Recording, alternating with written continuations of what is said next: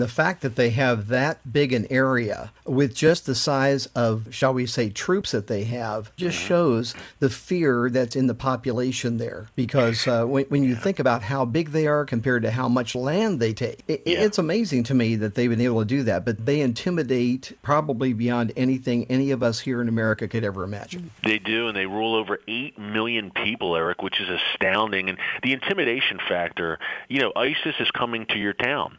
When people hear this, they think of the beheadings.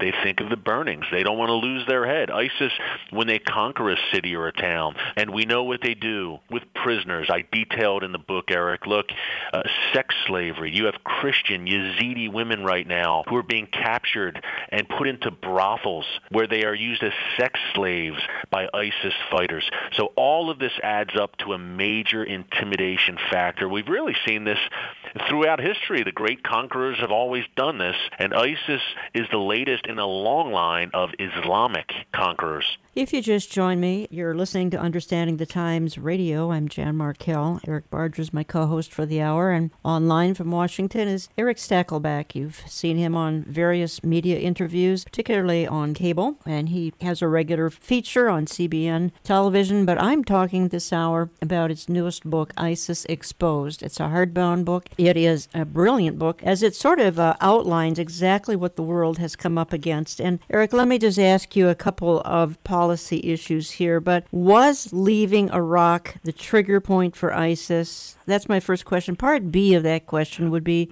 do we need boots on the ground to defeat them? Yes and yes, Jan. You look back to 2007, 2008. Let's take it back a bit. Whether you agree with the Iraq War, disagree with the Iraq War, one thing is clear. The troop surge worked. That U.S. troop surge under the Bush administration worked. Al-Qaeda in Iraq was crushed. They were decisively defeated. Fast forward to December 2011. Now, against the advice of all of his top generals, President Obama withdrew every last U.S. troop from Iraq. And almost simultaneously, we saw a wave of suicide bombings, of assassinations of Iraqi leaders. And then Al-Qaeda in Iraq, which was defeated, rose from the ashes, spread its tentacles next door into Syria, took advantage of the situation there, and grew into the beast we have today, ISIS. Now, the Obama administration was warned about this again and again by people on both sides of the political aisle. I document this in the book, who told the president, look, Iraq is getting out of hand again. Yet he goes on national TV in January 2014 and compares ISIS to a JV team. Now we have the monster we have today. Do we need boots on the ground, Jan? Great question. Think back to 2001 in Afghanistan. We had U.S. Special Forces. We had the CIA on the ground working with the Northern Alliance. They were able to rout the Taliban. We can do the same thing today in Iraq and Syria. We have the Kurds, who are fierce fighters. They're pro-American. We have Assyrian Christians. We have some moderate Iraqi Sunni tribes, all of them begging for leadership from the leader of the free world, the United States.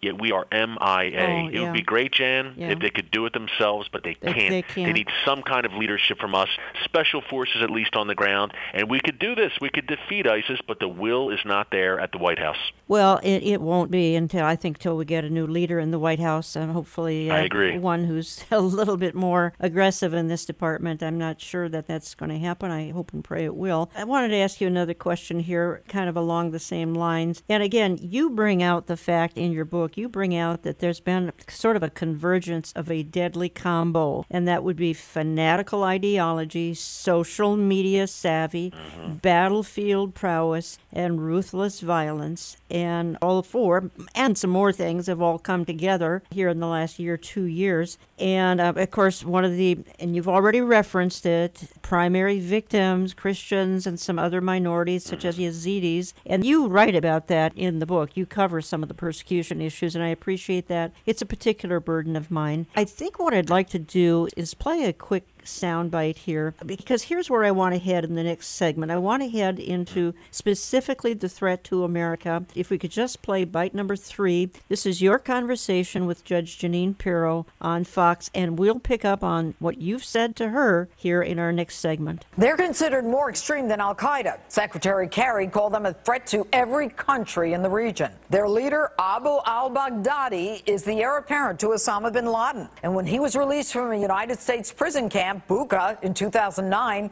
He told his former captors, "I'll see you guys in New York." So just how worried do we need to be? Terrorism analyst Eric Stakelback. All right, Eric, what makes ISIS so appealing to young jihadists who apparently are flocking from all over the world to join up with them? Yeah, Judge, number one, success. In the world of jihad, it's what have you done for me lately? Look, Al-Qaeda carried out 9/11, big time. But a lot of these jihadists today were 8 years old when 9/11 happened, and they see ISIS conquering large amounts of territory in the heart of the Middle East, Judge. The other thing that makes ISIS appealing is they're very active on social media, Facebook, Twitter, Instagram, YouTube, and they're extremely savage and barbaric, burning churches to the ground.